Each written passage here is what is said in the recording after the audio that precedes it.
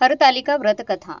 जसं नक्षत्रात चंद्र श्रेष्ठ, ग्रहात सूर्य श्रेष्ठ, देवात विष्णू श्रेष्ठ, ग्रहात सूर्य श्रेष्ठ, नद्यामध्ये गंगा श्रेष्ठ, त्याचप्रमाणे हरतालिका हे व्रत सर्वात श्रेष्ठ आहे मित्रांनो। एके दिवशी ईश्वर पार्वती कैलास पर्वतावर बसली होती। पार्वतीने शंकराला विचारले, महाराज, सर्व व्रतात चांगलं व्रत कोणतं? श्रम थोडे आणि फळ पुष्कळ असे एखादं व्रत असेल तर मला सांगा, आणि मी कोणत्या पुण्याईनं आपल्या पदरात पडली हेही मला सांगा।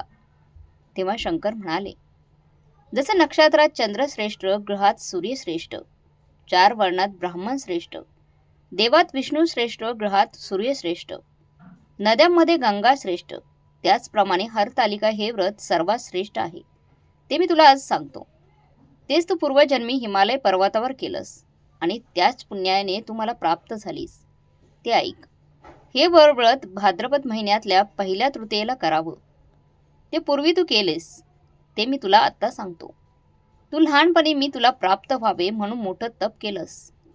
64 वर्ष तर झाडाची पिकलेली पानं खाऊन होतीस। थंडी, पाऊस, ऊन ही तिन्ही दुःख सहन केलीस।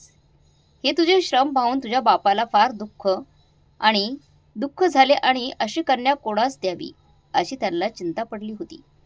इतक्या तिथे नारद मुनी आले। हिमालयाने त्यांची पूजा व येण्याचे कारण विचारलं। तेव्हा नारद म्हणाले, तुझी कन्या उपवर झाली आहे, ती विष्णूला द्यावी। तो तिच्या योग्य नवरा आहे। त्यांनीच मला तुझ्याकडे मागणी करण्यास पाठवलं आहे, म्हणून मी इथे आलो आहे। हिमालयाला मोठा आनंद झाला। त्याने ही गोष्ट कबूल केली। नंतर नारद तिथून निघून विष्णूकडे आले। त्यांना ही हकीकत कळवली व आपण निघून दुसरीकडे गेले। नारद गेल्यावर तुझ्या बापानं ती गोष्ट तुला सांगितली। ती गोष्ट तुला रुचली नाही, तू रागवलीस। असं पाहून तुझ्या सखीनं रागवण्याचं कारण विचारलं। तेव्हा तू सांगितलंस, महादेवा वाचून मला दुसरा पती कळणं नाही, असा माझा निश्चय आहे। असे असून माझ्या बापाने मला विष्णूला देण्याचं कबूल केलं आहे। ह्याला काय उपाय करावा? मग तुझ्या सखीने एक घोर अरण्यात नेलं तुला। तिथे गेल्यावर एक नदी दृष्टीस पडली। जवळच एक गुहा आढळली। त्या गुहेत जाऊन तू उपवास केलास।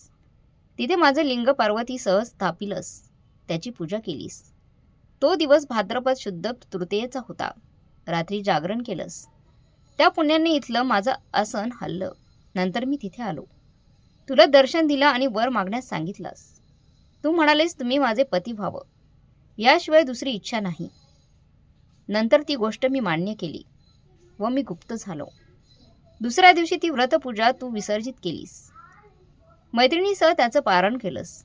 इतक्यात तुझा बाप तिथे आला। त्यानं तुला इकडे पळून येण्याचं कारण विचारलं। मग तू सर्व झालेली हकीकत त्यांना सांगितलीस।